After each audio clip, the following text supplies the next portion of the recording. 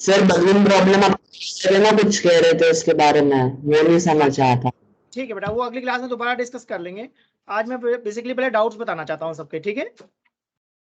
Okay sir, okay sir.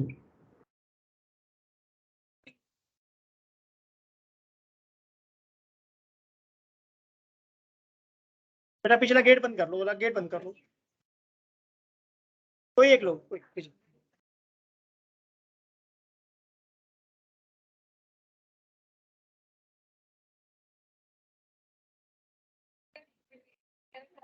नहीं अभी नहीं करें, लास्ट टाइम थोड़ा सा आइडिया दिया था मैंने रिलेटिव वेलोसिटी का, जो फ्रेम वाली बात बता रहा था ना, वो आज डिस्कस करेंगे उसको।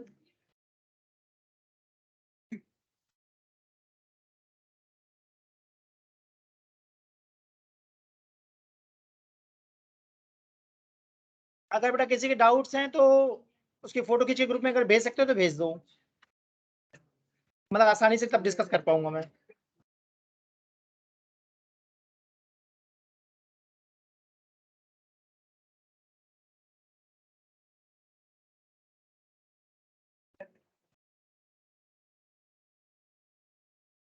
चलो भाई पहले इसके मैं डाउट डिस्कस करता हूँ। मैं क्वेश्चन रीड कर रहा हूँ, सबको सुनना ध्यान से, बात खत्म करो बेटा, बात खत्म करो। देखते हैं पहला डाउट क्या है। मैं क्वेश्चन रीड कर रहा हूँ, सुनना। The mass of an electron is 9.11 इन 10⁻31। मैं क्वेश्चन लिख दे रहा हूँ, ठीक है। हमें क्वेश्चन में मास ऑफ इलेक्ट्रॉन गिवन है 9.11 इन 10⁻31 kg। ये वन इलेक्ट्रॉन का मास, राइट। क्वेश्चन में पूछा how many electrons would make 1 kg। Question समझ में आया। क्वेश्चन है कि 1 kg में कितने इलेक्ट्रॉन्स होंगे। किसी के दिमाग में कोई आइडिया।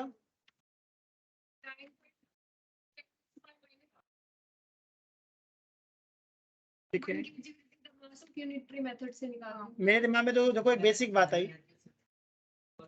सुनो बेटा, सुनो सुनो, मैं कैसे कर रहा हूँ वो देखो। मेरे दिमाग में आया एक इलेक्ट्रॉन का मास कितना है, एम ई इनटू कितने इलेक्ट्रॉन्स ले लिए मैंने, एन। अगर एक पेन 5 रुपए का है तो 10 पेन कितने का होगा, 50 रुपए का। तो वैसे मैंने सोचा एक इलेक्ट्रॉन का मास कितना है, एम ई, और कितने इलेक्ट्रॉन्स है, कैपिटल एन। टोटल मिला के कितना केजी बनाना है। तो क्या क्वेश्चन में एन पूछा है, बस डिवाइड करूंगा, दैट्स इट, हो जाएगा। हाँ बेटा पूछो, ऑफ कर लें।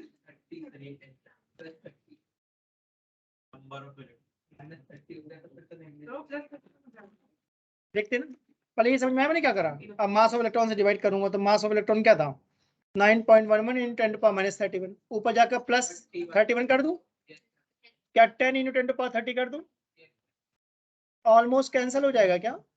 मैं डाउट क्लास है। अच्छा ठीक है, कोई बात। तो क्या ऑलमोस्ट इसका आंसर आएगा 10⁻30 electrons.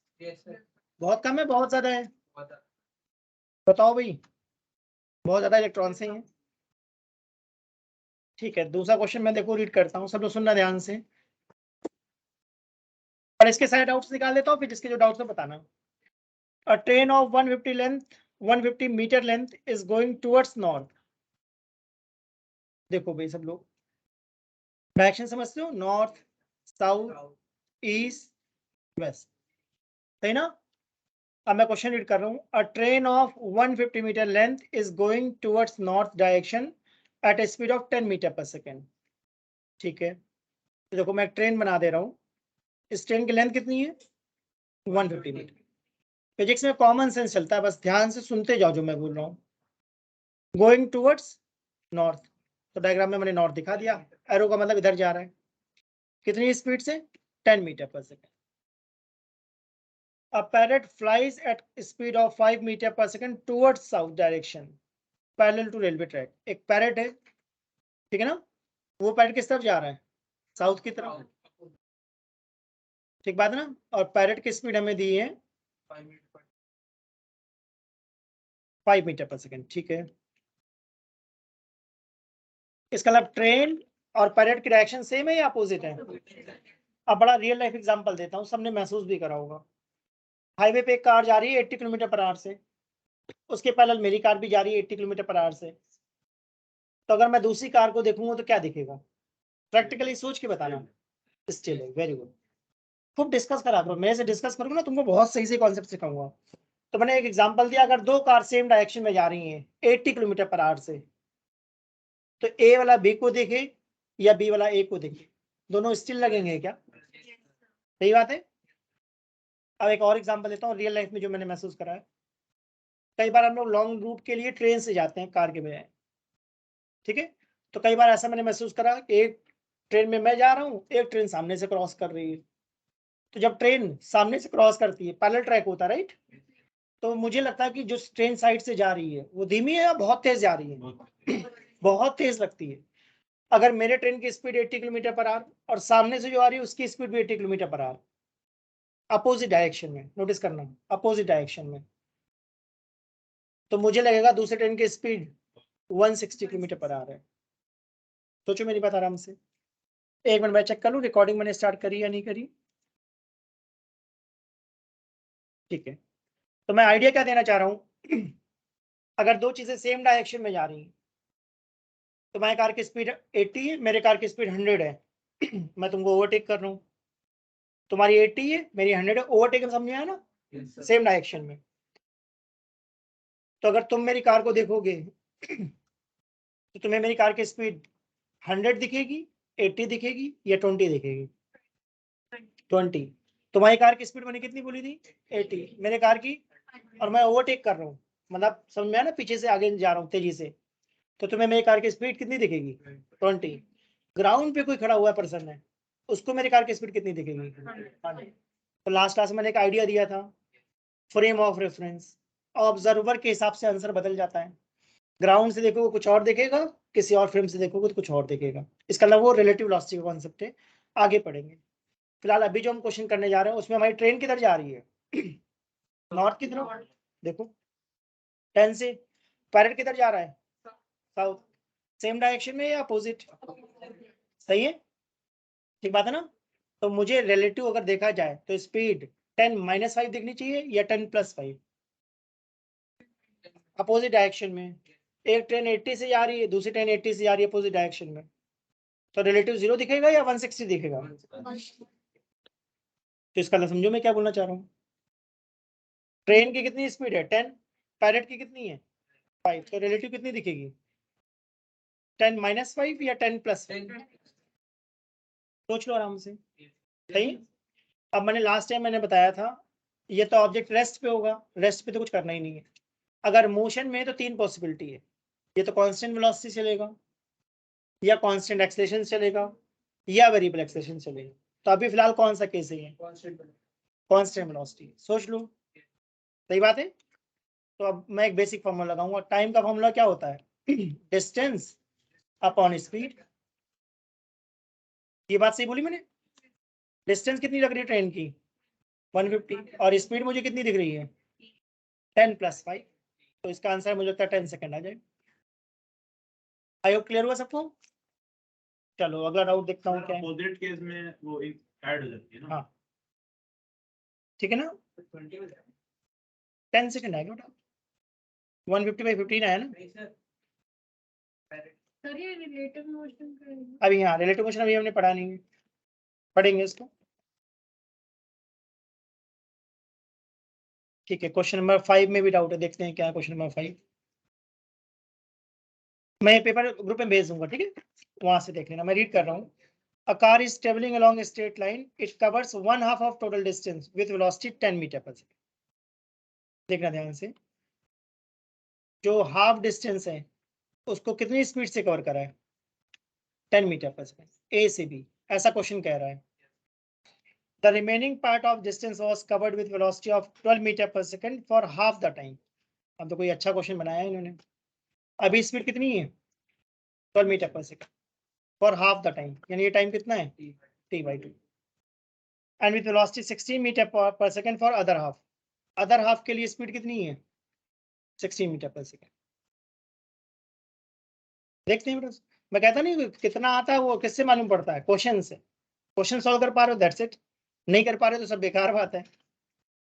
Find the average speed over the whole time of motion. तो बेसिक बात है, हमें निकालना क्या है? Average speed. इंफॉर्मेशन को प्रॉपरली असेंबल करना बहुत इंपॉर्टेंट बात है। फॉर्मूला सबको पता होता है, एवरेज स्पीड का फॉर्मूला क्या है? Total distance upon total time. ठीक है, अगर नहीं पता तो आज से ध्यान रखना। अब देखते हैं इस क्वेश्चन में हो क्या रहा है। सबसे पहले बताओ ए से बी तक जाने में कितना टाइम लगा? नहीं, ए से बी तक जाने में कितना टाइम लगा? x/2 अपॉन इंफॉर्मेशन निकालना में वही तो सबसे मेन खेल है। टाइम का फॉर्मूला लगा दिया, डिस्टेंस अपॉन स्पीड। सही है। अब मैं जानना चाहता हूं बी टू डी कितना टाइम लगा?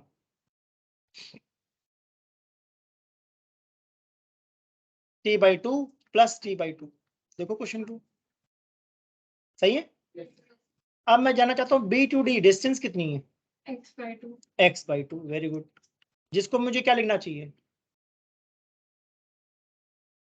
अब रट्टा वाली पढ़ाई खत्म हो गई बेटा, 11 12 में तो लॉजिक चलेगा सारा। ध्यान से सोचो। A to B भी लिख सकते बी टू डी की डिस्टेंस को मैं क्या लिख सकता हूँ? हैं। A to B जिससे सॉल्व हो, ए टू बी सॉल्व नहीं होगा। 12t/2 plus 16t/2। Assembling of information समझो जो मैं बोलता हूँ। सही तरीके से असेंबल करोगे तभी आंसर आएगा। क्या बी टू सी डिस्टेंस को स्पीड इनटू टाइम कह सकता हूँ? बी टू सी तो स्पीड कितनी थी? 12। टाइम कितना था? t/2। सी टू डी कितना था? Distance 16 into t/2। B to C plus C to D को ऐड कर दिया तो क्या बी टू डी आ गया? हमारे क्वेश्चन में बहुत क्लियरली बोला था ए टू बी क्या है? Half distance. तो इसका मतलब बी टू डी भी हाफ डिस्टेंस होगी क्या? yes sir. तो यहां से मुझे क्या मालूम पड़ गया? टाइम आ गया क्या? कितना टाइम आ गया? क्या x इक्वल टू 2080 आ गया? ठीक है, तो एवरेज स्पीड का फॉर्मूला क्या था? Total distance upon total time. Total distance कितना चले हम लोग? x, a to b x/2 and b to d x/2। Total time कितना लगा? a टू b कितना टाइम लगा था? x/20। और b टू d कितना टाइम लगा था? t which is x/28। सही बात है। एलसीएम कितना आ जाएगा? 20 इंटू 28 ले लूं एलसीएम, तो कहीं 48 तो नहीं बन जाएगा? बताओ भाई। x x गया, तो मुझे तो लगता है ये 20 इंटू 28 अपॉन 48 बन गया। अब 4 से कैंसिल कर दूं, 4 5 जा और ये 12 आ जाएगा। फिर से 4 से लगता कैंसिल हो जाएगा, तो मेरे हिसाब से इसका आंसर क्या आएगा? 35/3 मीटर पर सेकेंड। नोट कर लो भाई इस क्वेश्चन को, एग्जाम में तो ऐसे ही क्वेश्चन आएंगे। तो कोई एग्जाम में आया नहीं है ये? तभी कहता हूँ। कौन सा? देखो x/20, देखो ऊपर का मैंने लिखा है टाइम ए बी, देखो ये मैंने कहीं लिखा हुआ है, उसको ध्यान से देखो। तभी कह रहा हूँ 11 12 में बहुत दिमाग लगाने वाले क्वेश्चन मिलेंगे। और एक ही बेसिक फॉर्मूला लगा रहा हूँ मैं, distance equal to speed into time, जो तुम 9 से पढ़ते आ रहे हो। क्वेश्चन बदलता जाएगा बदलता जाएगा बदलता जाएगा। हाँ, पहले आराम से देखो क्या बताया, मैं दोबारा क्वेश्चन समझाता हूँ। ए टू बी, पहले मैं क्वेश्चन रीड कर रहा हूँ, सुन लो भाई, डाउट है तो। A car is travelling along a straight line, it covers 1/2 of total distance with velocity of 10 metre per second. तो क्या क्वेश्चन में क्लियरली बोला है हाफ डिस्टेंस कितनी स्पीड से चल रहे हो? 10 metre per second. The remaining part of distance was covered with velocity of 12 meter per second for half the time and with velocity 16 meter per second for other half of time. Find average speed. ठीक है, तो मैंने एक diagram बनाया, इस diagram से बहुत help होनी चाहिए तुम्हें। ए टू बी कितना डिस्टेंस लिया? x/2। कितनी स्पीड से कवर करा? 10 मीटर पर सेकेंड। तो कितना टाइम लगा? Time equal to distance upon speed. Basic बात पकड़ो, कैलकुलेशन में दिमाग मत लगाओ, डेटा तो बदलता रहेगा। Time equal to distance upon speed. Distance x/2 था, स्पीड 10 बोला था क्वेश्चन में, मैंने इस टाइम निकाल दिया। कहाँ का टाइम? ए से बी तक जाने का। ठीक, अब क्वेश्चन में बोला जो बी टू डी डिस्टेंस है, ठीक है ना, उसको हमने 2 स्पीड से कवर करा। 12 मीटर पर सेकंड से कवर करा t/2 टाइम के लिए, और 16 मीटर पर सेकंड से कवर करा t/2 टाइम के लिए। तो क्या सी पॉइंट बी डी का मिड पॉइंट है या कोई भी पॉइंट है? मिड पॉइंट नहीं है, कोई भी पॉइंट है, समझो। B C is not equal to C D. Question में टाइम सेम बोला ना बेटा, बी टू सी में जितना टाइम लगा सी टू डी में भी उतना टाइम लगा, पर ये थोड़ी नहीं बोला कि डिस्टेंस इक्वल है, टाइम इक्वल बोला था। नोटिस करो मेरी बात को। तो ये मिस कॉन्सेप्ट बनता है कि लोग डिस्टेंस इक्वल करके सॉल्व कर डालते हैं, गलत हो जाएगा। बी टू सी कितना डिस्टेंस है? मैं लिख दूंगा इस साइड में, बी टू सी डिस्टेंस पूछा है तो स्पीड इंटू टाइम। और सी टू डी कितना डिस्टेंस है? Speed into time. तो अब देख लो क्या बी सी और सी डी इक्वल है या अनइक्वल है? इसका मतलब सी मिड पॉइंट नहीं है। अब ठीक लगा? क्वेश्चन में एक इंफॉर्मेशन दी गई थी, A B is half of the journey, तो B D must be remaining half. इसका मतलब बी डी पक्का कितना दिख रहा है मुझे? x/2, which is equal to B C plus C D. B C को मैंने क्या लिख दिया? 12t/2, और सी डी को क्या लिख दिया? 16t/2। इसको कैलकुलेट करके मैंने t निकाल दिया, कितना t आ गया? x/28। बताओ भाई, ठीक लिखा है मैंने? मैं बार बार बोल रहा हूँ भाई, इंफॉर्मेशन को यूटिलाइज करना सबसे मेन बात है। मेरे बताने में सब आसान लगेगा, खुद से लगाना। और क्वेश्चन में बहुत वैरायटी है क्या? ये आ गया, फिर अगली बार मैं कोई क्वेश्चन दे दूंगा, फिर नया क्वेश्चन बन जाएगा। तो ये x/28 क्लियर हुआ? मैंने क्या बोला? ये कौन सा टाइम है? बी टू डी है क्या? अब एवरेज स्पीड का फॉर्मूला क्या था? Total distance upon total time. तो टोटल डिस्टेंस हमने कितना कवर करा था? x। अब टाइम ए टू बी कितना लगा था? सब लिखा है देखो ध्यान से, x/20। और बी टू डी कितना लगा था? x/28। वैल्यूज डाल दी, बस कैलकुलेट करके देख लो भी।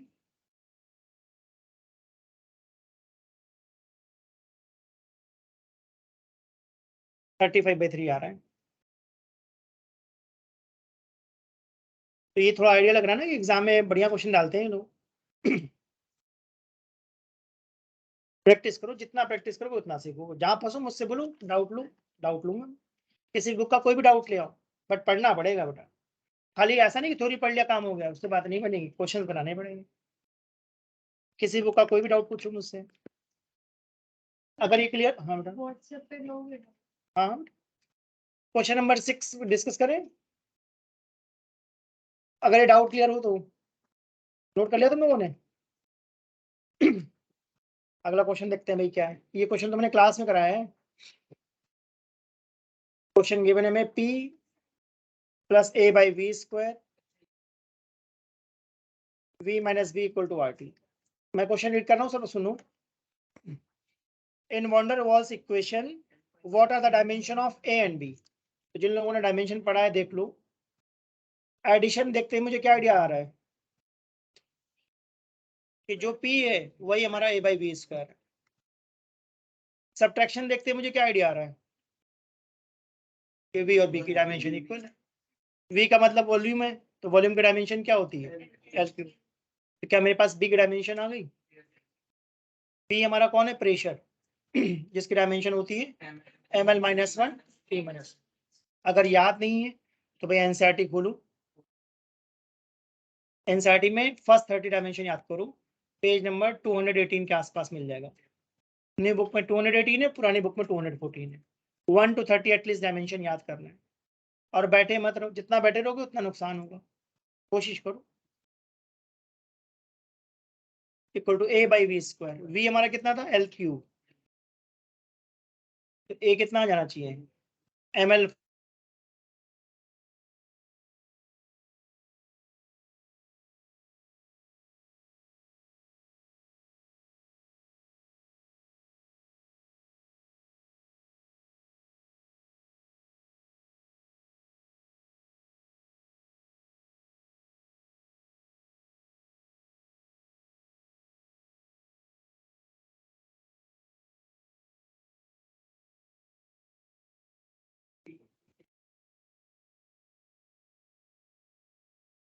ये सब देखना है। जो अगला क्वेश्चन बता रहा हूँ ये काफी अच्छा क्वेश्चन है।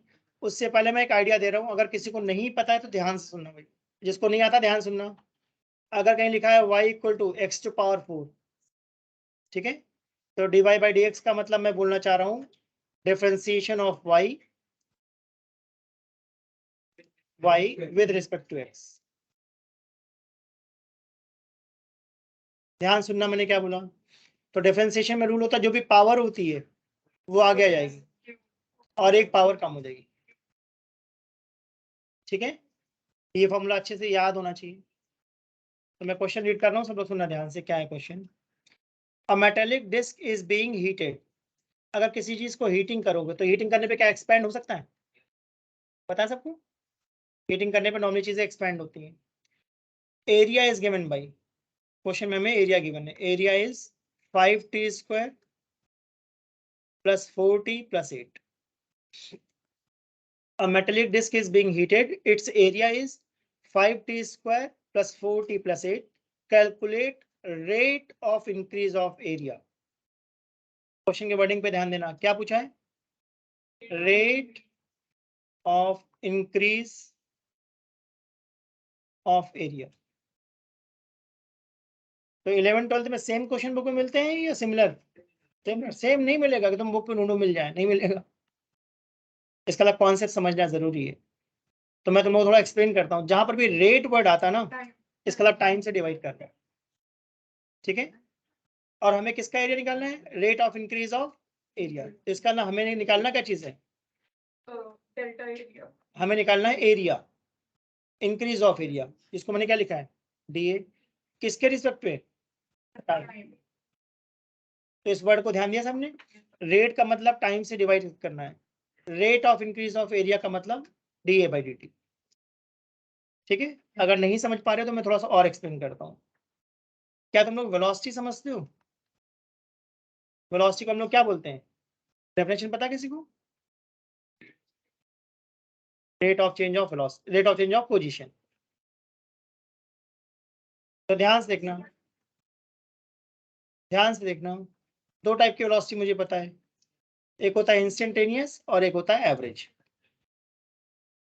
दोनों में क्या डिफरेंस है समझा रहा हूँ, सुनना ध्यान से। एवरेज वेलोसिटी का मतलब होता है final position minus initial position upon time interval. Time interval notice करना, मैंने इंटरवल वर्ड यूज करा है। तो अगर मैं यहाँ से आगरा गया 200 किलोमीटर 4 आवर्स में, तो मेरी एवरेज वेलोसिटी कितनी है? 50, ठीक है ना। मैंने बोला यहाँ से आगरा गए 200 किलोमीटर 4 आवर्स में, तो हमारी एवरेज वेलोसिटी है 50, ठीक है। अब जब कार चलाते हैं तो अगर रेड लाइट है तो कार की वेलोसिटी कितनी है? 0, खड़े हैं, ठीक है। थोड़ा गलियों में चला रहे हैं तो 10 किलोमीटर पर आवर की स्पीड से, नॉर्मल रोड पे चला रहे हैं तो 40-50, हाईवे पे आ गए तो 100 किलोमीटर पर आवर। तो कार में एक स्पीडोमीटर होता है जो स्पीड दिखाता है। वो कौन सी स्पीड दिखाता है? इंस्टेंटेनियस।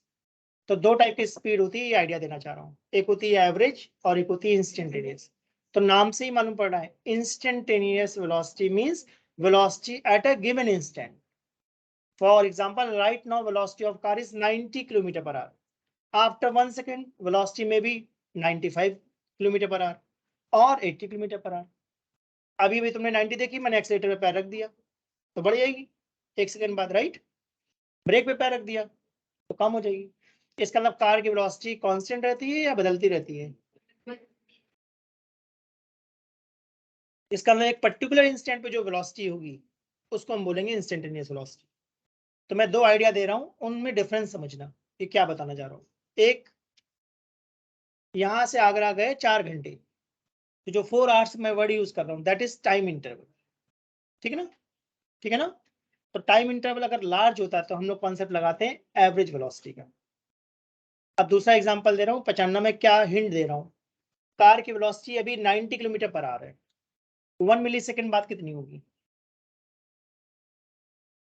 ऑलमोस्ट 90। तो जो मैंने सही वर्ड बोला, 1 मिली सेकेंड का मतलब मैं बोलना चाह रहा हूँ बहुत स्मॉल टाइम इंटरवल। अगर मैं पूछूंगा 1 मिनट बाद, वो तो फिर कुछ भी हो सकती है।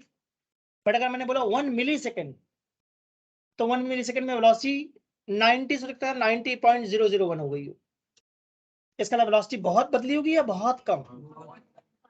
लॉजिकल लगा? उसको हम बोलते हैं इंस्टेंटेनियस वेलोसिटी। तो टाइम इंटरवल मैं लार्ज कहना चाह रहा हूँ या स्मॉल?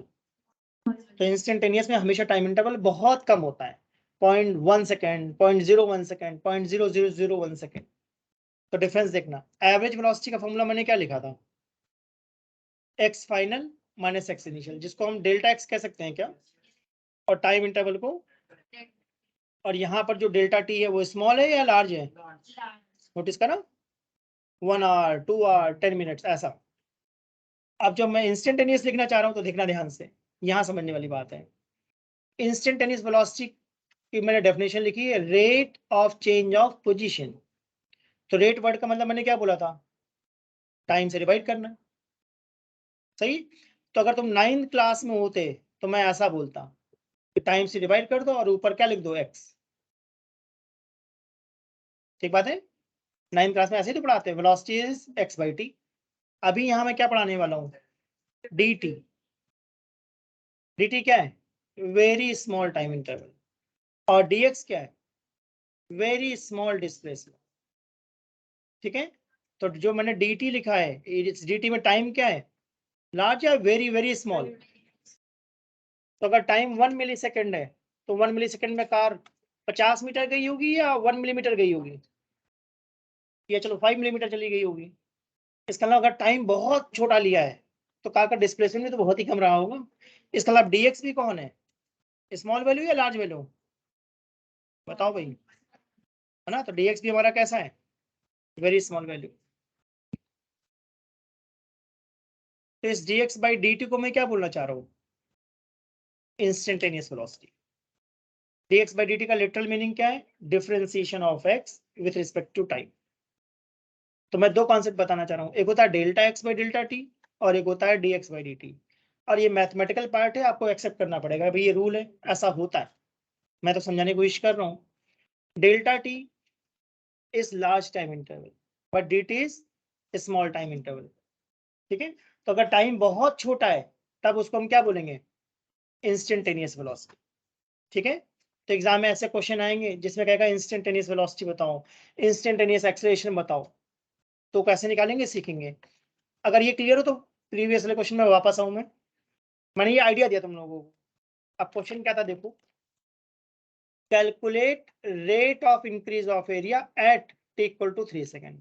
तो क्वेश्चन में बोला था rate of increase of area at t equal to 3 second. तो रेट वर्ड सुनते ही मेरे दिमाग में क्या आया? Divide by time. और at t equal to 3 second, तो ये टाइम इंटरवल है या एक पर्टिकुलर टाइम है? बताओ भाई। क्वेश्चन ने बोला 3 सेकंड से 4 सेकंड तक बताओ या 3 सेकंड पे बताओ। तो ये टाइम इंटरवल है या टाइम है? एक पर्टिकुलर टाइम पे पूछा है, यानी ये इंस्टेंटेनियस वैल्यू है। तो जब भी इंस्टेंटेनियस आता है मेरे दिमाग में एक ही बात आती है, डिफरेंशिएशन। इसका मतलब मैं एरिया को क्या करने वाला हूँ? डिफरेंशिएट। तो 5t स्क्वायर में टी स्क्वायर का डिफरेंशिएशन क्या लिखूंगा? 2 into t to power 2 minus 1। सही लिखा है? 4t में टी की पावर कितनी है? 1 1 1 है ना? तो डिफरेंशिएशन क्या लिखूंगा? 1 टी टू पावर 0। और कांस्टेंट है 8, तो उसका डिफरेंशिएशन 0। मान लो तुम्हें वो नहीं समझ में आ रहा तो पेशेंस रखना, एक दिन मैं किसी दिन बैकअप क्लास लगाऊंगा, उस दिन जो भी डाउट हो, जो भी टॉपिक नहीं आते मुझसे पढ़ लेना दोबारा। ठीक है? ये कितना बन गया पहले ये बताओ? 10t प्लस 4, देख लो भाई। और क्वेश्चन में टाइम कितना बोला था? तो टी को 3 डाल दो। तो मेरे हिसाब से आंसर क्या आना चाहिए? 34 मीटर स्क्वायर पर सेकेंड। ये आएगा इसका आंसर। क्या चीज निकाल रहे हैं हम लोग? Area upon time. इसका मतलब 11th और 12th में बहुत क्रिएटिविटी है, बहुत नए नए कॉन्सेप्ट मिलते रहेंगे, पहचानने वाली बात है। तुम्हें कभी ऐसा नहीं लगेगा कि तुम्हें सब कुछ आता है, कभी नहीं लगेगा तुम्हें ऐसा। और लगेगा तो मेरे पास आ जाना, तो तुम्हें दिखेगा नहीं बहुत कुछ सीखने के लिए बचा हुआ है अभी। चलो अगला डाउट बताऊं। डिफरेंशिएशन का मैंने थोड़ा सा आइडिया दे दिया, इससे बहुत सारे क्वेश्चन सॉल्व हो जाएंगे। जब कोई चीज नहीं आती ना तो मन में ये मत सोचो कि नहीं आता, ये सोचो कि सर ने अच्छा इतनी बात बताई ना, उसको ध्यान रखो, फिर मैं थोड़ा बताऊंगा, फिर मैं थोड़ा बताऊंगा, धीमे धीमे तुम्हें आ जाएगा। ठीक है ना, तो वेट नहीं करो, वेट नहीं करो, जो बताया जा रहा है उसको सीखते जाओ। ये डिफरेंशिएशन वगैरह मैंने सब पहले ऑलरेडी बता रखा है, सारा पढ़ा रखा है। मान लो नहीं आता तो मैंने उससे यूट्यूब पे सारी वीडियोस डाल रखी, वहां से कवर करो, या जिस दिन भी एक्स्ट्रा क्लास में बोलो उस दिन आ जाना, 2-3 घंटे बैठ के मैं सारा पढ़ा दूंगा जो भी छूटा हुआ है। बट उसको एक्सेप्ट करो कि भाई आज तुमको एक फॉर्मूला बताया गया कि भाई x⁴ का डिफरेंशिएशन क्या होता है, 4x³। ये एक चीज मैंने तुम्हें सिखा दी, इस बात को ध्यान रखो कि भाई ये बात बोली गई। चलो एक लास्ट डाउट है वो भी बता देता हूँ, उससे पहले तुम लोग देख लो इंटीग्रेशन का क्या मतलब होता है। डिफरेंशिएशन में मैं कोई आइडिया देता हूँ तुम लोगों को, पजल्स के बारे में कभी बताया तुम लोगों को? एक बड़ी सी फोटो होती है और बच्चे क्या करते हैं, जैसा पजल समझते हो, एक बड़ी फोटो को तोड़कर मैंने छोटे छोटे ब्लॉक्स बना दिए, वो हमारा कौन है? बेटा बात नहीं करो, बात नहीं करो।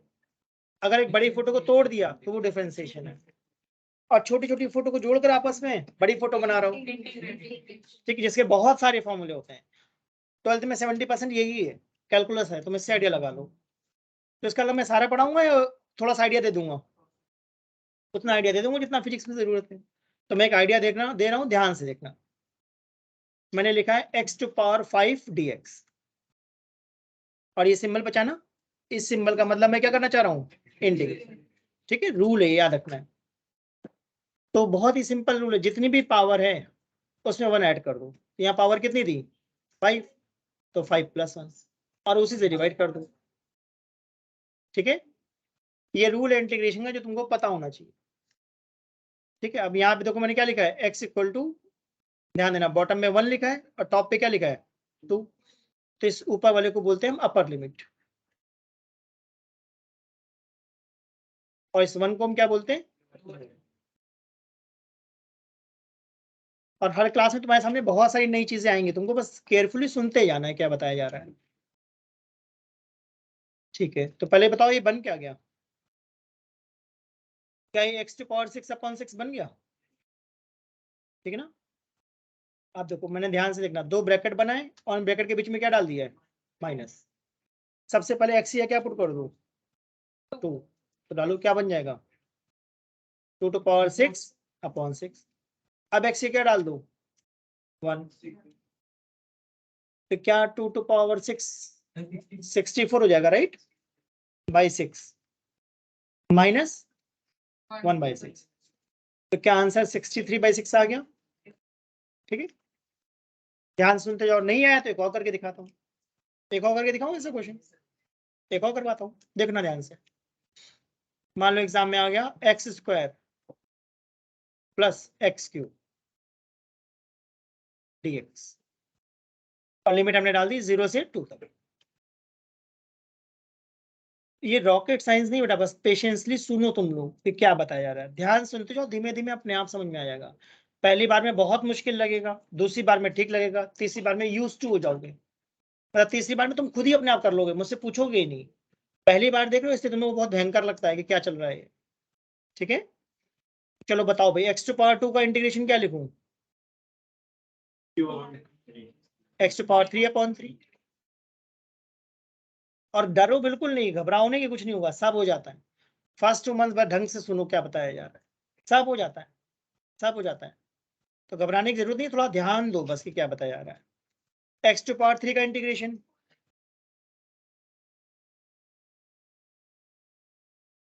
तो पहले ये बताओ, ये सिंबल पहचान लोगे, सिंबल किस चीज का है, इंटीग्रेशन का, राइट। और इंटीग्रेशन में मैंने बड़ा रॉकेट साइंस बताया, एक सिंपल सा फॉर्मूला बताया, जो जितनी भी पावर लिखी है उसमें एक ज्यादा कर दो और उसी से डिवाइड कर दो, इससे तुम्हारा काफी काम चल जाएगा। ठीक है, अगर कोई मुझसे बोलता है कि भाई तुमको भाई इंग्लिश की डिक्शनरी आती है, मैं कहता हूँ मुझे थोड़ी नहीं आती, बट जितनी इंग्लिश मुझे बोलना उतनी तो आती है ना, जितना लिखना उतनी आती है, उससे हमारा काम चलता रहता है। लॉजिकल बात बोली। वैसे ही इंटीग्रेशन में बहुत सारा फॉर्मूला होता है, मुझे थोड़ी नहीं सारे याद है, तो मैं से सर को याद होगा, मुझे उतना याद है जितने की जरूरत पड़ती है। तो मैंने एक बात देखी, 99% क्वेश्चन इसी फॉर्मूले सॉल्व हो जाएंगे, 99% फिजिक्स वाले। बस ध्यान सुन लो, जितनी भी पावर है उसमें एक ऐड करना है और उसी से डिवाइड करना। चलो अब लिमिट कैसे लगाते हैं देखो, मैंने कहा था 2 ब्रैकेट बनाना और बीच में क्या डाल देना, और हमेशा पहले कौन सी वैल्यू डालते हैं, अपर वाली। तो जहां जहां पर x लिखा है वहां पे मैं क्या लिखने वाला हूँ, 2। तो क्या दिख रहा है मुझे, 2 cube by 3 plus 2 to power 4 by 4। सोच लो, सिंपल शब्दों में मैंने बोला जहां जहां x है वहां पे 2 डाल दो। अब अगली बार क्या करूंगा, जहां जहां पे x है वहां क्या डालूंगा, 0। सही बात है ना। तो मुझे आंसर में कोई इंटरेस्ट नहीं है, अप्रोच में कि मैं बताना क्या चाहता हूँ, उस अप्रोच पे ध्यान दो। एग्जाम में सेम क्वेश्चन थोड़ी नहीं आएगा। 2 टू पावर 3 कितना हो गया, 8, और 2 टू पावर 4 कितना हो गया, 16, और 0 तो 0 ही हो गया। बाकी तो सॉल्व हो जाएगा एलसीएम एलसीएम लेकर। अगर इंटीग्रेशन में थोड़ा कंफर्टेबल हो तो आगे बताऊं, और नहीं है तो एक क्वेश्चन और करके दिखाऊं। बताओ बेटा, एक और करें, एक और करते हैं। चलो एक और करते हैं, तो नो ट्राई करो, मैं देता हूँ करने को।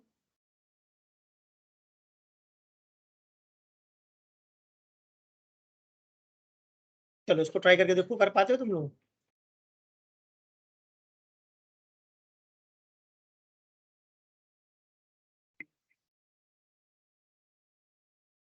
और जितना सॉल्व करोगे उतना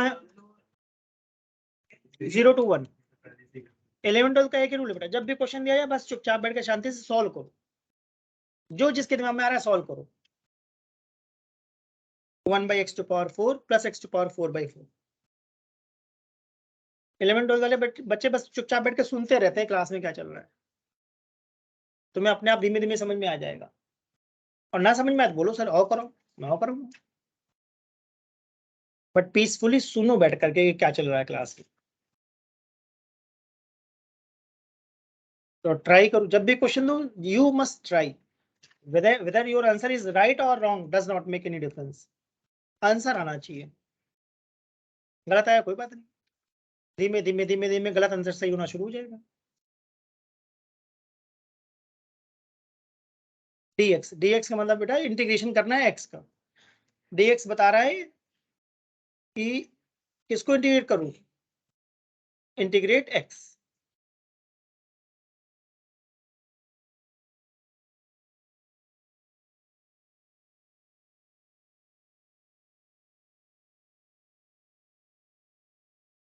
आ सकता है, अटेम्प्ट बेटा अटेम्प्ट करो, बस मैं चाहता हूँ हर कोई अटेम्प्ट करो, अपने मन से ही बात निकालो कि समझ में नहीं आ रहा, ऐसा कुछ नहीं होता। अपने मन से बात निकालो, नहीं समझ में आ रहा, आराम से बैठ के सुनते हो, धीमे धीमे धीमे धीमे आएगा, धीमे धीमे आता है, एकदम से नहीं आता। ये 11th क्लास है भाई, यहाँ तो हर क्लास में कुछ मैं ना कुछ मैं नया बता के जाऊंगा। आंसर आना चाहिए, वेरी गुड, आंसर आना चाहिए, गलत सही में नहीं दिखता, आंसर आना चाहिए, बस मैं ये कहता हूँ। वो तो मैं अभी डिस्कस करूंगा। Individual try is important, question को ट्राई करो, ट्राई करोगे तो 10%, 20%, 30% कुछ तो लॉजिक लगाओगे, फिर मैं डिस्कस करूंगा, वो लॉजिक क्लियर होगा।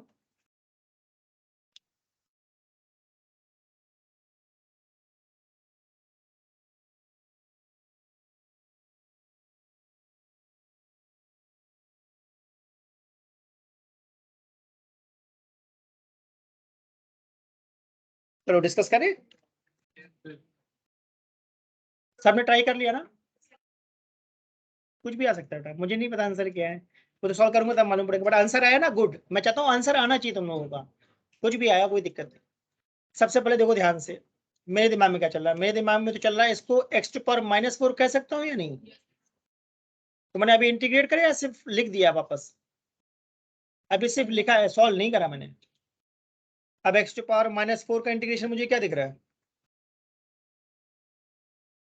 एक ही रूल तो सिखाया है मैंने, जितनी पावर है उसमें 1 ऐड कर दो। और x टू पावर 4 का इंटीग्रेशन दिख रहा है x टू पावर 5/5, देख लो भाई। और लिमिट क्या थी हमारी, 0 टू 1, तब एक ब्रैकेट में मैं क्या डालूंगा, 1, और दूसरे ब्रैकेट में क्या डालूंगा, 0। एलसीएम आएगा 60, तो मेरा आंसर आ रहा है -17/60। तुम लोग देखो भैया अपना आंसर, और गलत हो तो डिसहार्टन होने की जरूरत नहीं है, गलत हो गया, 5, 10, 20 कुछ परसेंट तो सोचा ना तुमने इस क्वेश्चन में, या पहला स्टेप ही गलत है? कुछ तो सोचा। x⁴ का इंटीग्रेशन सही निकाला या गलत निकाला? कुछ तो सही निकाला ना, बस ऐसे ही लर्निंग आती है। लिमिट कैसे लगाते हैं? सर मैंने ना मतलब मैंने नीचे डाल दिया था डिनोमिनेटर। मैंने बोला था जहां जहां पर x है वहां पे पहले 1 डालू। सर वो 1/0 आ गया था। नहीं आएगा ना, जहां जहां पर x है। अच्छा, सही कह रही हो, ये तो गड़बड़ हो जाएगा, गड़बड़ हो जाएगा। ठीक है, ये क्वेश्चन लॉजिकली रॉन्ग है, ठीक है ना। जहां पर मैंने 0 लिखा ना वहां पे कुछ और लिख देता हूँ, क्योंकि 1/0 तो नॉट डिफाइन हो जाएगा। हाँ ठीक कह रही हो, वेरी गुड, तुमने ज्यादा अच्छा पॉइंट बताया। देखो ये जो हम लोग क्वेश्चन सॉल्व कर रहे हैं, तो ये क्वेश्चन मैंने आंसर निकालने के लिए बनाया था या कुछ सिखाने के लिए बनाया था? सही ना, जहां 0 था वहां से कुछ प्रॉब्लम आ रही है, तो मैंने लिमिट चेंज करके 0 या क्या लिख दिया है 2, तब क्वेश्चन का आंसर थोड़ा सा बदल जाएगा, राइट। चलो बदलते हैं, देखते हैं क्या आता है, क्योंकि 0 डालने पे वो 1/0 बन जा रहा है, राइट। वेरी गुड, मैंने उस पर नोटिस नहीं करा, सॉरी मेरी मिस्टेक है। तो अब डालते हैं, 2 डालूंगा तो मैं लिखूंगा 2⁻³ अपॉन -3, नहीं -3 था ना ये, प्लस 2⁵ अपॉन 20। जो आंसर आना होगा आ जाएगा। ठीक है, मैं बस इस क्वेश्चन से तुम्हें एक आइडिया दे रहा था कि भाई इंटीग्रेशन ऐसे लगाना है। अब अपने क्वेश्चन में वापस आ जाएं, जो डाउट था। चलो भाई देखते हैं क्या डाउट था। सर ऐसे तो मैथ्स में भी, मतलब मैथ्स में जनरली ये बोला जाता है 10th तक जो हमने पढ़ा है कि मतलब 0 एनीथिंग इज नॉट डिफाइंड, ऐसे मैथ्स में बोला जाता है। हाँ बेटा, वही तभी मैंने इसको बदला, मतलब जैसे जब मैंने क्वेश्चन बनाया तो मैंने क्वेश्चन किसी बुक से देख के बनाया या बस रैंडमली कुछ भी लिख दिया। अब वेब सॉल्व कर देखा लॉजिकली मिस्टेक आ रही है, इसलिए भी मुझे लिमिट बदलनी पड़ गई। इसीलिए मैं हमेशा बार बार एक ही बात सिखाता हूँ, मुझे आंसर में इंटरेस्ट नहीं है, मुझे अप्रोच में इंटरेस्ट है। एग्जाम में जो क्वेश्चन आएगा वो तो बैठ के बनाया जाता है ना, तो बढ़िया से बनाते हैं। परफेक्ट परफेक्ट, वेरी गुड, मेरी मिस्टेक थी, तुमने बिल्कुल परफेक्ट सॉल्व करा। अब देखिए जो तुम्हें वो डाउट आया वो किस क्वेश्चन में डाउट है, देखो भाई लिखा हुआ है यहाँ पर integration r to infinite g capital M small m by x² dx। अब मैं चाहता हूँ तुम लोग उसको सॉल्व करो।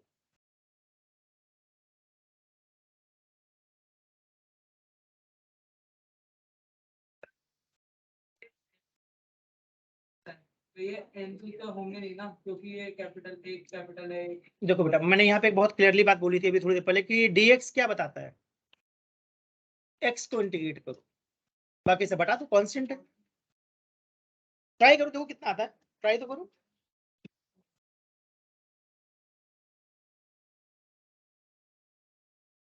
जिसके दिमाग में जो आ रहा है ट्राई तो करो, देखते तो है किसके दिमाग में क्या आ रहा है।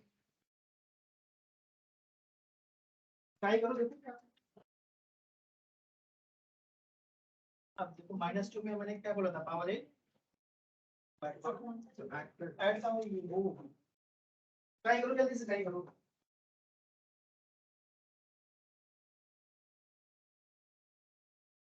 और मैं बस ट्राई चाहता हूँ, गलत है कोई बात नहीं, सही है तो वेल डन। कोशिश करना इंपॉर्टेंट बात है, 2-4 क्लास बैठोगे अपने आप सब पकड़ में आना शुरू हो जाता है।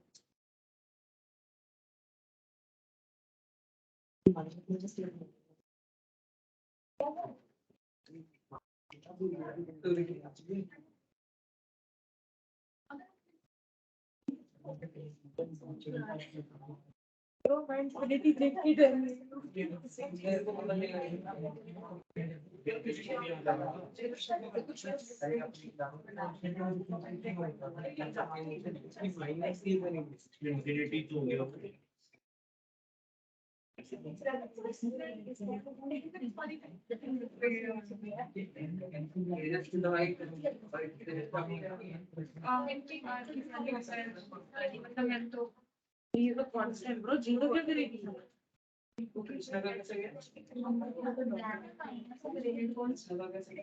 G is a constant number. नहीं, मैं बोल रही हूँ कि G is not a variable. These are constant numbers. ऐसा क्या करना होगा?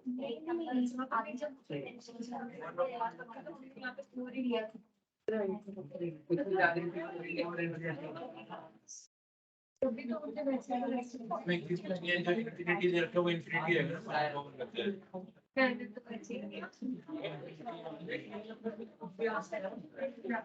आर के केस में जीरो होता है, एक आइडिया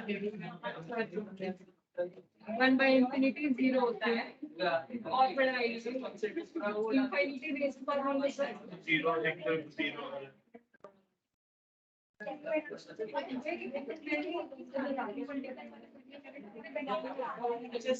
मैंने भी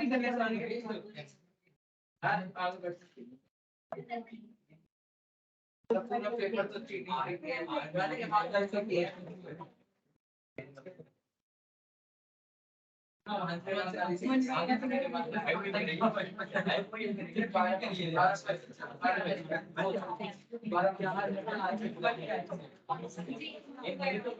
जीएमएम का जो कांस्टेंट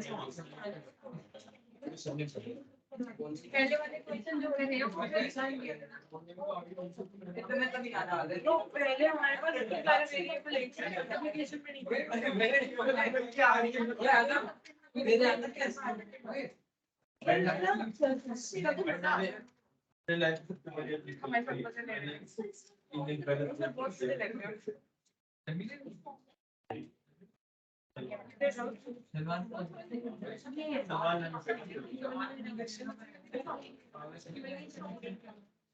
तुमको answer? Yes by R 1 by r G MM by R देखते हैं। पहले बताओ dx क्या बता रहा है? एक्स इंटीग्रेट तो gmm बाहर कर दूं? ex टू पावर 2 है डिनोमिनेटर में, तो न्यूमरेटर में जाके क्या बन जाएगा? इसका मतलब इंटीग्रेशन में जरूरी है कि x नीचे हो या ऊपर हो? ऊपर लाना पड़ता है। इसके पहले क्वेश्चन में मैंने ये सिखाया था। अब x टू पावर -2 का इंटीग्रेशन क्या होगा? x to power -1 upon -1। सही बात है? यस सर माइनस बाहर ले आऊं यस सर तो ये बन गया -gmm। x टू पावर -1 को क्या लिखेंगे? 1/x। बताओ भाई, yes sir x to power -1 मतलब 1/x। अब क्या लगाऊंगा लिमिट? तो एक बार x से क्या डालूंगा? इनफिनिट। अगली बार क्या डालूंगा? r। 1/∞ क्या होता है? जीरो। तो क्या बचा? -gmm। 1/∞ को मैंने क्या डाल दिया? जीरो। तो हट गया, मतलब माइनस माइनस कट गया। तो मेरे हिसाब से इसका आंसर आना चाहिए plus gmm by R. R check करो भाई तुम लोग अपना।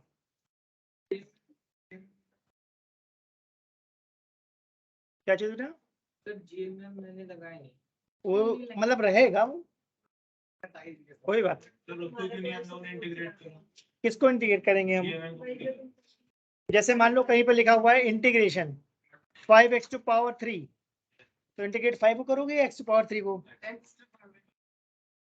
लॉजिकल लगा? 5 तो कांस्टेंट है, बाहर आ जाएगा। सर बट कभी इक्वेशन में जो कांस्टेंट डाल देते हैं अलग से अकेला कांस्टेंट होगा तो इंटीग्रेट होगा। ये मल्टीप्लाई में है क्या? अच्छा ठीक है ना? सर अगर सिर्फ जी अपॉन होता तो जी अपॉन सर यानी सर अगर हमने मतलब अगर मैंने एक मिनट बेटा, एक तुमने पूछा इंटीग्रेशन जी dx लिखा होता है ऐसा? नहीं सर जी अपॉन एक्स पर डीएक्स लिखा होता है जी अपॉन एक्स डीएक्स तो कोई दिक्कत नहीं, इसको क्या लिखते हैं? सर फिर भी जी बाहर क्यों आ रहा है क्योंकि जी कांस्टेंट है। सर तो कौन से केस में वो जी को हम लोग जीरो कर देते हैं? अगर ये लिखा होता जी प्लस एक्स, मान लो ऐसा लिखा, जरूरी करेंगे। मल्टीप्लिकेशन डिवीजन में होगा तो वो बाहर आ जाएगा। हाँ अब बेटा पूछो। सर मैं ये कह रही थी अगर हम मतलब जी को अंदर ही लेते हैं बट इंटीग्रेट नहीं करते, उससे तो छेड़ेंगे नहीं। हाँ। तब भी ठीक है। तो बेटा क्या पूछ रहे थे? देखो मान लो ऐसा आ गया, तो यहाँ पर x टू पावर 0 लिखा हुआ है क्या? उसका इंटीग्रेशन क्या लिखोगे? x to power 1/1। और x टू पावर 1 का क्या लिखोगे? x to power 2/2। मतलब मैं कहना चाह रहा हूँ बहुत सारी पॉसिबिलिटीज बनेंगी क्या, बहुत। तो तुमको बेसिक बात पकड़ के रखना है। बेसिक मैंने एक ही बात बोली है, अगर x टू पावर 10 है तो उसका इंटीग्रेशन क्या होगा, x टू पावर 11/11, बस ये मैंने बोला।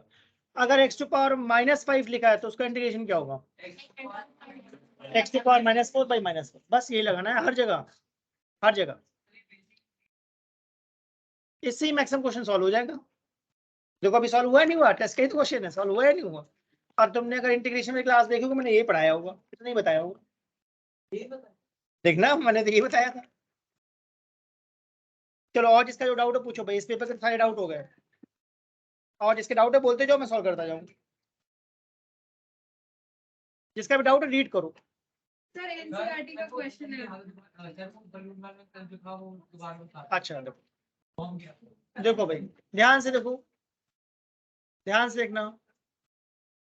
बलून वाले क्वेश्चन में क्या करते हैं, पहले लॉजिक समझ लेते हैं। भाई एक हमारा बलून है, राइट।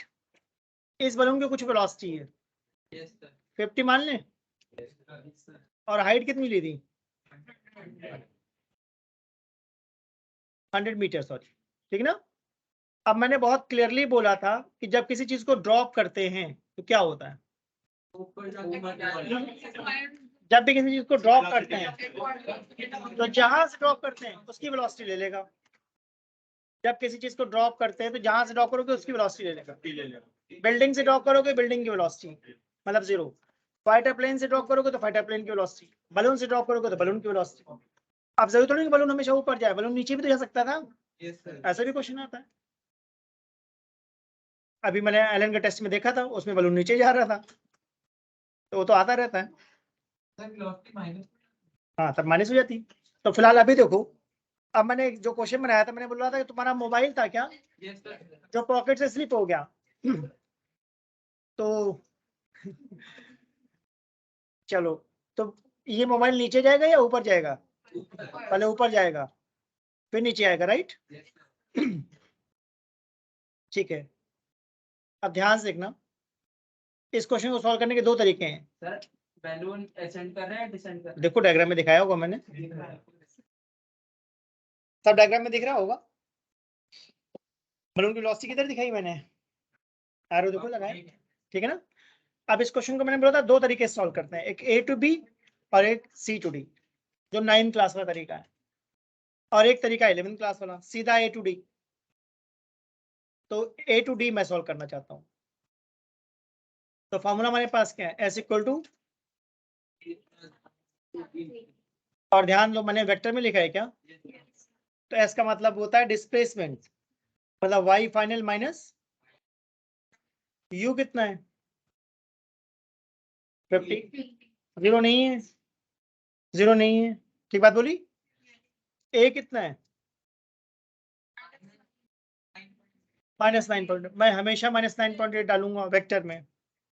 10 ले लिया, चलो 10 ले लिया। कैलकुलेशन में मेरा ध्यान कभी नहीं रहता बेटा, मेरा ध्यान हमेशा लॉजिक में रहता है, लॉजिक सीखो। वाई फाइनल कितना है 0, मोबाइल तुम्हारा ग्राउंड पे आ गया क्या, और जब गिरा था उस वक्त कितनी हाइट थी 100। अगर जब मैं जी को 10 ले रहा हूँ तो ये ऐसा बन जाएगा। अब क्या ये क्वालिटी की इक्वेशन बन गई, बस सॉल्व कर डालो, आंसर हो जाएगा। जैसे हमने ओरिजिन मतलब हमने रेफरेंस ग्राउंड को लिया कि उसके रिस्पेक्ट में 0 जो है वो सबसे ग्राउंड वाली वैल्यू, और ऊपर जो 100 वाली। किसी को भी लो दिक्कत नहीं, किसी को भी लो कोई दिक्कत नहीं, किसी को भी लो कोई दिक्कत नहीं। सर मैथ्स में क्या होगा? सिंपल सिंपल शब्दों में समझा करो जो मैं समझाता हूँ। इनिशियली कहाँ पर था, ए पर, फाइनली कहाँ पर है, डी पर। ऊपर गया नीचे गया, कितना नीचे गया, तो +100 या -100, वही लिखा। वो जो बोल रही है वो यही बोलना चाह रही है। चलो और किसका क्या डाउट है, ये बलून समझ में आ गया। चलो और बताओ और क्या डाउट है,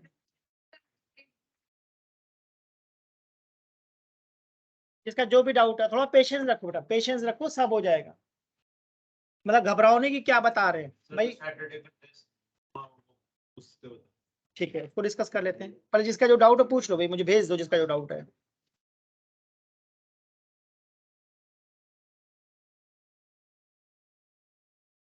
सर आपके पास होगा ना वो पेपर तो। मैं देखता हूँ।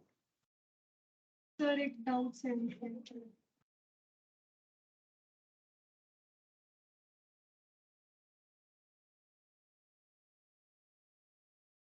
ठीक है, सब लोग देखना ध्यान से। पहले नॉर्थ साउथ ईस्ट वेस्ट समझते हो सब लोग ना? अब मैं क्वेश्चन रीड कर रहा हूँ, सुनना ध्यान से। उससे पहले एक डायग्राम बना देता हूँ, शायद इससे हेल्प हो जाए तुम लोगों को समझने में। थोड़ा भावनाओं को समझना, मतलब डायग्राम उतना बढ़िया नहीं बनेगा, समझना मैं क्या बनाना चाह रहा हूँ, क्यों बनाने की कोशिश कर रहा हूँ, ठीक है ना? क्यूब या क्यूबॉइड, कुछ भी क्यूबॉइड मान लो। सबको ओरिजिन दिख रहा है? Yes, sir. एक्स एक्सिस दिख रहा है? Yes, sir. Y axis, Yes, sir. Z axis, Yes, sir. ठीक है ना? अब मैं क्वेश्चन रीड कर रहा हूँ, सब लोग सुनना कि मैं क्या बोलना चाह रहा हूँ। अब पार्टिकल मूव 3 मीटर नॉर्थ, ठीक है? तो नॉर्मली नॉर्थ हम इधर लेते हैं क्या? नॉर्थ साउथ समझते हो ना? तो कितना गए हम लोग? 3 metre north. Then 4 metre east, तब ईस्ट की तरफ किधर गए? राइट, सही बात है ना? Yes. ईस्ट वेस्ट समझते हो? तो पहले मैं 3 मीटर गया नॉर्थ की तरफ, फिर 4 मीटर गया East. ईस्ट की तरफ। अब ध्यान सुनना, 12 मीटर वर्टिकली अपवर्ड। इसका मतलब अब मैं फ्लोरिंग कर रहा हूँ, ग्राउंड फ्लोर से first floor, second floor, third floor पे जा रहा हूँ। तो क्या वो हाइट की बात चल रही है? Yes, sir. समझाया ना? 3 डायमेंशन, इसीलिए मैंने साइड में क्यूब बनाया है समझाने के लिए। बहुत ही आसान क्वेश्चन, बस सुनना मेरी बात ध्यान से, आराम से बन जाएगा। मतलब वही बेटा, कैसे भी बनाओ कोई दिक्कत नहीं है, तुमको दिमाग में एक पिक्चर बननी चाहिए कि चल क्या रहा है। पहले 3 मीटर में किधर गया? नॉर्थ। फिर मैं 4 मीटर किधर गया? ईस्ट। फिर मैं 12 मीटर गया वर्टिकली अपवर्ड, मतलब ग्राउंड फ्लोर से 4th फ्लोर आ गया। ये एग्जांपल दिया मैंने, ठीक है? अब देखना ध्यान से, उस एग्जांपल को मैं कैसे यहाँ पे सेट करूंगा।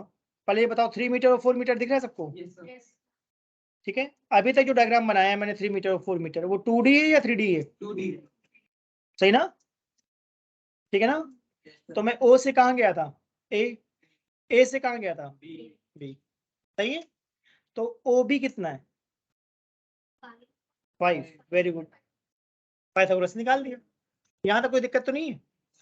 आप ध्यान से देखना, मैं दूसरा डायग्राम बना रहा हूँ समझाने के लिए।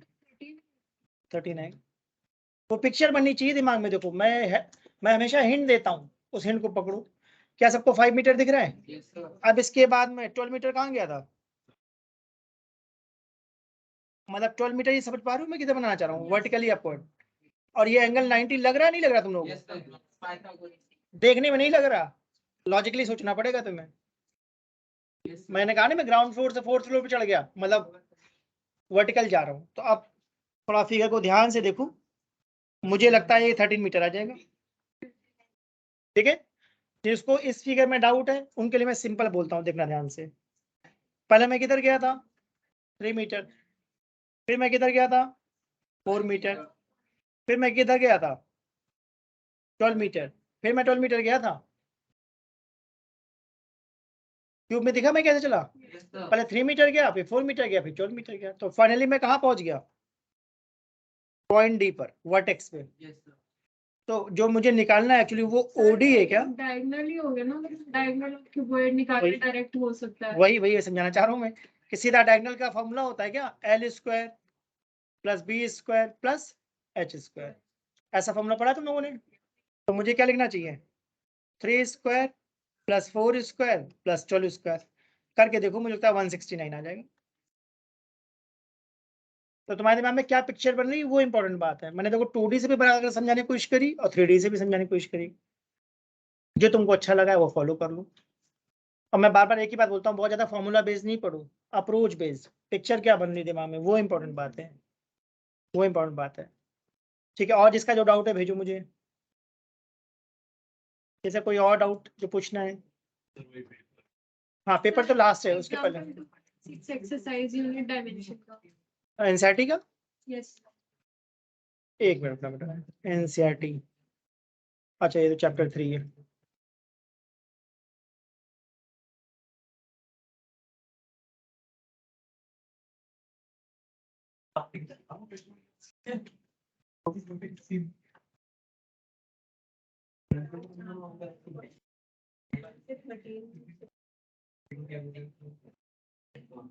एक बड़ा क्वेश्चन रीड कर दोगी?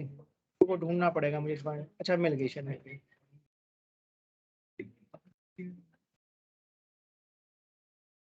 एक्सरसाइज क्या था? नहीं सर, एग्जाम्पल है, एग्जाम्पल 2 पॉइंट्स। 2.6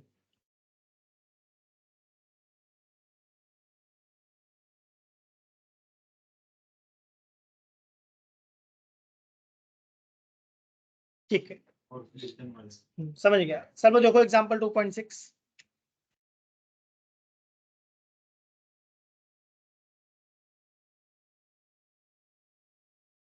देखो रीड करो, कुछ समझ में आ रहा है?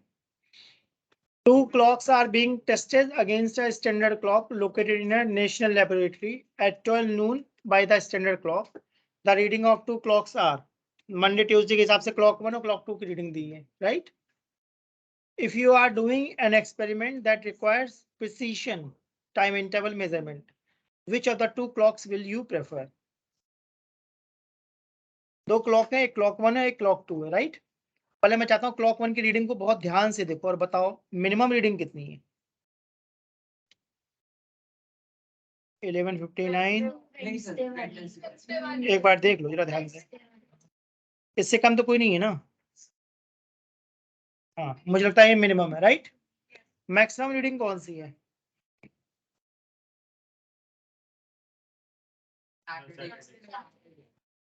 12:130 लग रहा है। थर्सडे में क्या 12:150? इससे बड़ा कोई है? बढ़िया, आई होप ये भी समझ में आ गया। अब इसमें कितना डिफरेंस है ये बताओ, इन दोनों रीडिंग में कितना डिफरेंस है? 42 सेकंड।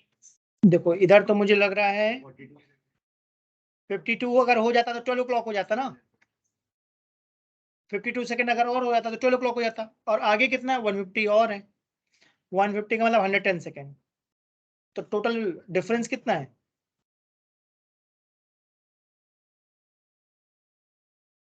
जो वेडनेसडे वाली रीडिंग है और जो थर्सडे वाली रीडिंग है उसमें डिफरेंस कितना है टाइम का? आराम से पढ़ो, सोच के बताओ। मेरा 162 सेकंड आ रहा, तुम लोग सोच लो। ये तो कॉमन सेंस है भाई, इसमें फिजिक्स कहीं थोड़ी नहीं, ये तो कॉमन सेंस है। ठीक बात है। 11 o'clock 59 minutes 8 सेकंड से लेकर 12 o'clock 1 minute 50 सेकंड के बीच में टाइम कैलकुलेट कर लो। क्या 162 आ रहा है सबका? देख लो भाई, मेरा इतना आ रहा है। अब क्लॉक 2 को देखते हैं। क्लॉक 2 का मिनिमम टाइम देखो पहले, 10:14 10:14 53 ये लग रहा है ना? और मैक्सिमम 10:15 10:15 ये तो नहीं है। सैटरडे में। अच्छा ये वाला है। एक बार देख लो भाई सब लोग ध्यान से। 6 18 24 11, हाँ ठीक है ना? चलो अब ये बताओ इन दोनों में कितना इंटरवल है?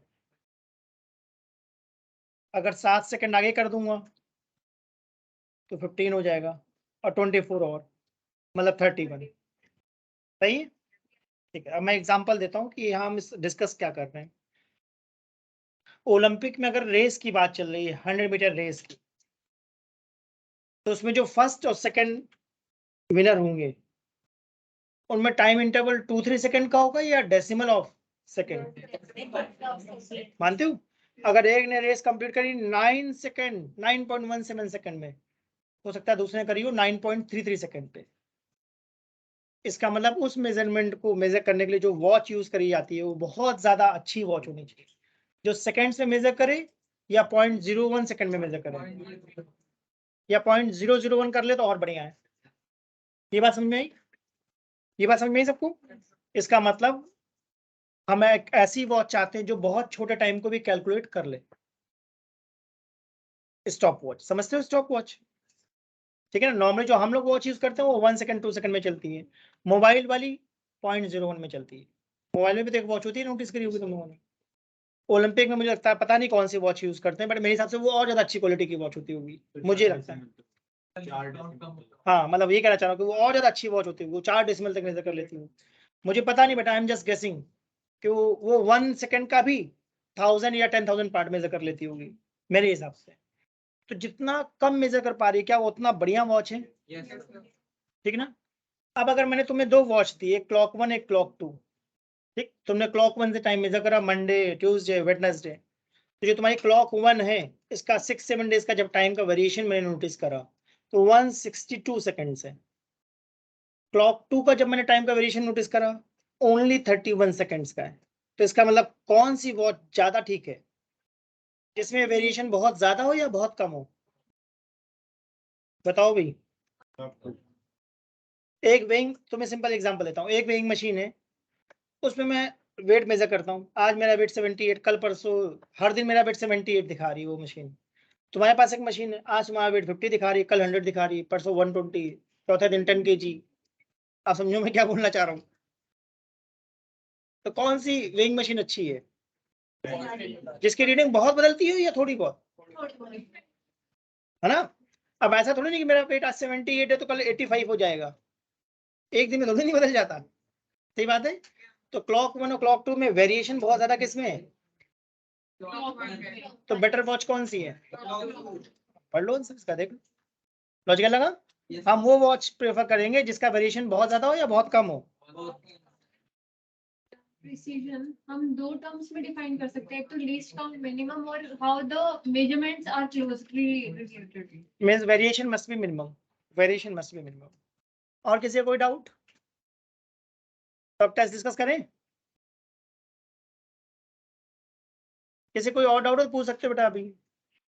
सर इसी का 2.2 बता दो एनसीईआरटी का। एग्जांपल है exercise, yes sir example. Sir exercise में भी है बता देता हूँ,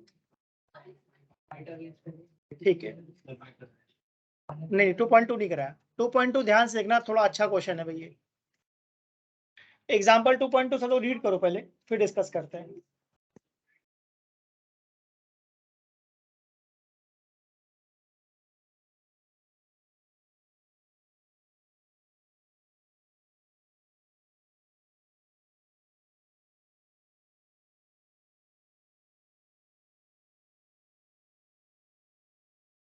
ध्यान से पढ़ना, अच्छा क्वेश्चन बोला है मैंने इसको।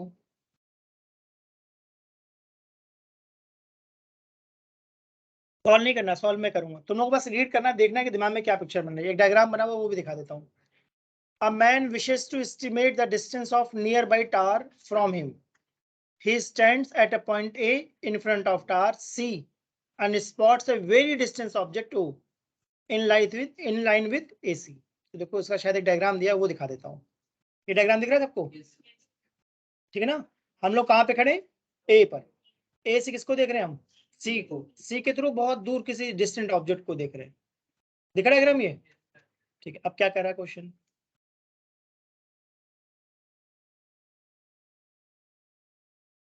ये थोड़ा अच्छा क्वेश्चन है इसे ध्यान सुनना, पहली बार में नहीं समझ में आता।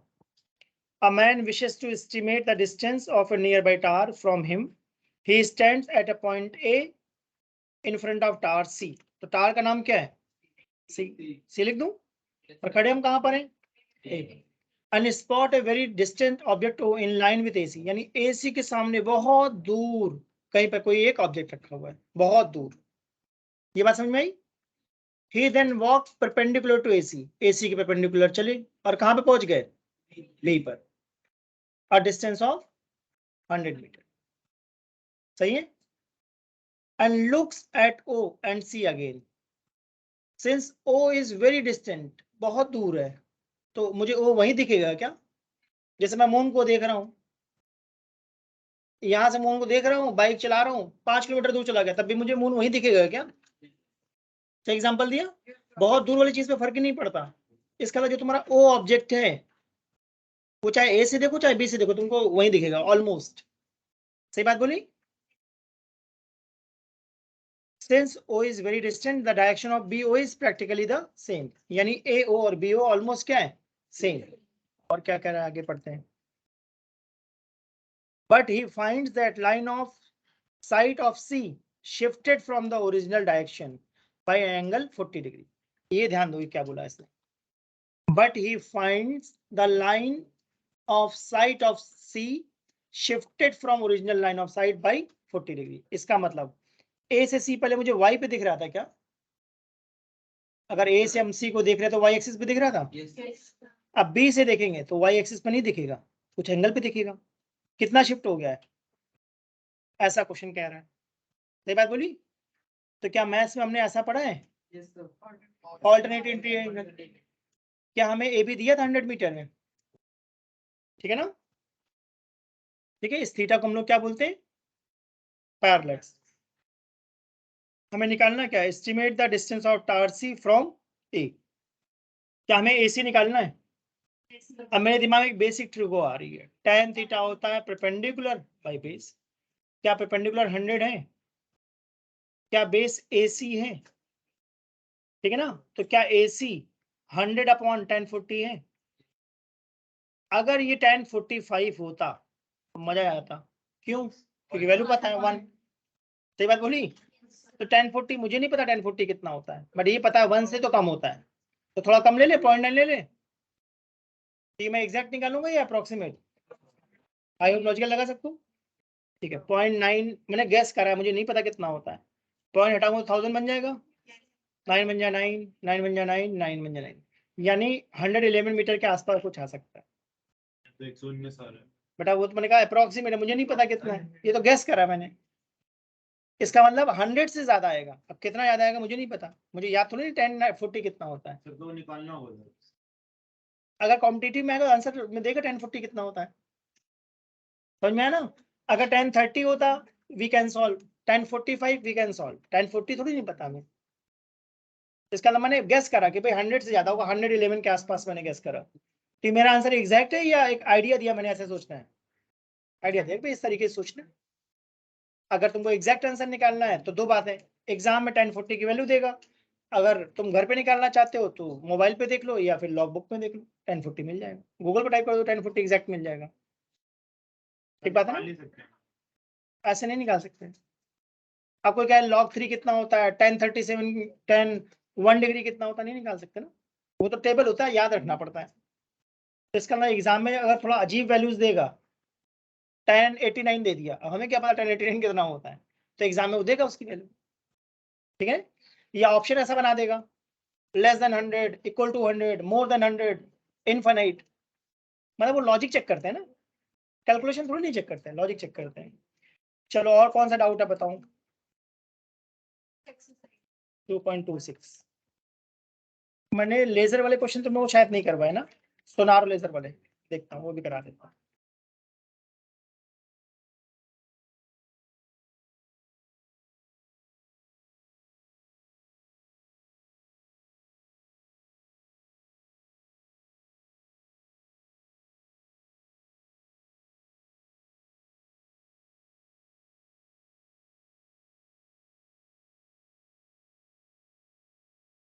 इसमें देखो मैं दो क्वेश्चन अपने मन से कराना चाहता हूँ, एक तो 29 कराना चाहता हूँ, अगर देखो नहीं कराया पहले तो ये देख लो भाई, मेरे हिसाब से ये अच्छा क्वेश्चन, एक बार पढ़ लो, डिस्कस करते हैं इसको। तो यहाँ एल्कॉन इंटरनेशनल का है, वहाँ पे एक एस्ट्रोनॉमी क्लब है, आइडिया है कुछ किसी को है? अच्छा मुझे आइडिया नहीं बेटा, मतलब मैंने वहां पर तो देखा हुआ है। Astronomy club. तो उसमें क्या करते हैं, दिल्ली से बाहर ले जाते हैं 100-200 किलोमीटर बाहर, क्योंकि यहाँ तो बहुत पोल्यूशन है, तुमको दिखेगा नहीं इसका ही। 200 किलोमीटर बाहर गांव में ले जाते हैं, गांव में इसलिए ले जाते हैं जहाँ पे ज्यादा लाइट ना हो, बिल्कुल गांव में। ठीक है, फिर वहां पर क्या करते हैं, गांव में ले जा करके वहां पर लेजर से लेजर लाइट को ऑन करते हैं, और लेजर लाइट को अर्थ से मून तक भेजते हैं, और मून की सरफेस से रिफ्लेक्ट होकर वापस आती है वो। तो उसका पाथ भी दिखाते हैं और कैलकुलेट भी करवाते हैं कि अब क्या हमें डिस्टेंस पता है अर्थ और मून के बीच की, तो कोई इंची टेप लेके थोड़ी नहीं गया होगा नापने के लिए, कोई साइंटिफिक मेथड ही लगाया गया होगा। सही है, तो यहाँ से लेजर टॉर्च ऑन करते हैं और फिर ऑफ कर देते हैं। अब देखते हैं जाने के बाद आने में कितना टाइम लगेगा। टोटल डिस्टेंस बाय स्पीड कर सकते स्पीड हमें पता है। ठीक है, तो ये क्वेश्चन 29 पढ़ो, उससे आइडिया लगेगा मैं क्या बोल रहा हूँ। A laser is a source of very सबने लेजर टॉर्च देखी है ना? Yes, sir. Laser is a source of very intense monochromatic and unidirectional beam of light. These properties of laser light can be exploited to measure long distances. The distance of moon from earth has been already determined very precisely using a laser as a source of light. The laser light beamed at moon takes 2.56 seconds to return after reflection at moon surface. ठीक है, तो यहाँ important बात है कितने time में वापस आ गई है। 2.5 तो ये अर्थ है और ये मून है, हमने यहाँ से लेजर भेजा, गई और वापस आ गई, ठीक है ना। कितने सेकंड में? 2.56। तो जाने में कितना टाइम लगा और आने में हाफ टाइम। क्यों? जरूरी होना है सर। By 2 क्यों कर रहे हैं सर? सोचो। सर मैंने ये देखा था, उसमें लिखा था कि जब आप मतलब ऐसे लेजर मार के जब वापस आती है तो मतलब जो टाइम अगर उसको डिवाइड बाय 2 करते तो वो एक्यूरेट नहीं होता। कोई बात नहीं, फिर क्या होता है वो भी तो बताया होगा ना, कितना होता है वो तो बताओ। सर ऐसे भी सर डिस्टेंस पे डिपेंड करता है ना, कितने डिस्टेंस। बता तो रहा हूँ कितना डिस्टेंस है मून तक है। अब बताओ क्या करें। नहीं समझे बेटा, एग्जाम में जब आएगा तो वो यूट्यूब वाले को थोड़ी नहीं फोन करोगे तुम कि कौन सा फॉर्मूला लगाना है। इसका मतलब जब हम लोग सॉल्व करते हैं तो अप्रोक्सीमेटली ही करते हैं क्या भाई। अब प्रैक्टिकली अगर तुम कहोगे फिर तो एयर का भी इफेक्ट आ रहा होगा। प्रैक्टिकली अगर देखो भाई, जो हम कैलकुलेट कर रही है एग्जैक्ट थोड़ी नहीं कैलकुलेट कर रहे, ये तो एक रफ आइडिया ले रहे हैं कितना आना चाहिए। तो अगर लाइट को 2.56 सेकंड में वापस आ जाना है तो जाने में हाफ टाइम, आने में हाफ टाइम, और ग्रेविटी का इसमें कोई इफेक्ट पड़ता नहीं है। तो अगर तुम एक्सेलरेशन ड्यू टू ग्रेविटी सोच रहे हो, आने जाने टोटल 2.56। सही बात है ना। अब मेरे दिमाग में फॉर्मूला है, डिस्टेंस क्या होता है? Speed into time. स्पीड कितनी होती है लाइट की और टाइम कितना लगा? कैलकुलेट करो, बताओ कितना है। मुझे लगता है ये आ जाएगा 1.8 इंटू दिस।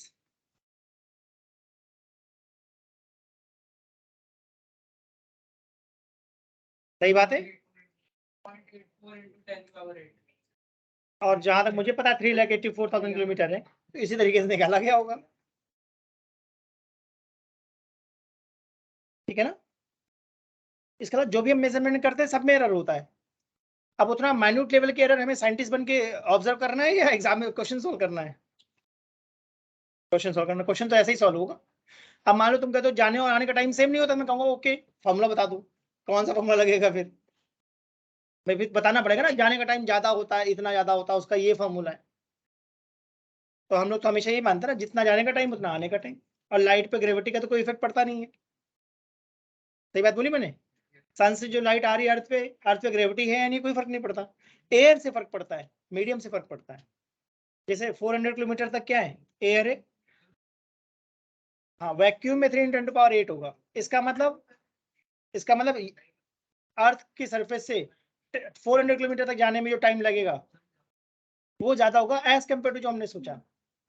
इसका मतलब ये मेजरमेंट बहुत ज्यादा प्रिसाइज है या रफ आइडिया दे रही है? तो जैसे लेजर है वैसे एक डिवाइस और होती है, वो भी देख लो, सोनार। क्वेश्चन नंबर 30 देखो,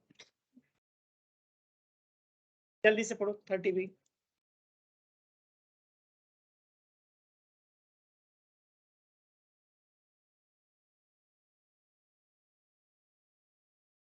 कॉम्पिटेटिव